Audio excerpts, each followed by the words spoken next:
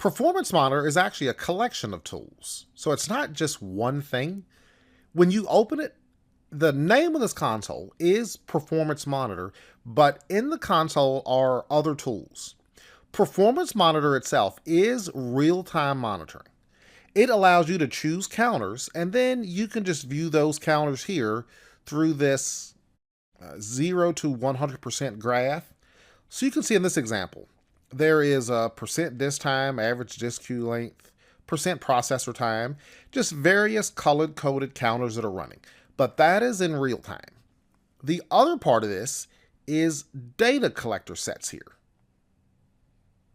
This is logged monitoring over a period of time. Now you do have to enable this, but when you go through and you decide what it is you want to log, it actually writes it to a file on the system. You can then go back at any time and look at that file. So if I wanted to look at processor usage over a year just to see if it's stable or what percent it's increased, you could use a data collector set, and that would just help you create a baseline. But the reason they're in the same console is because they actually have the same counters.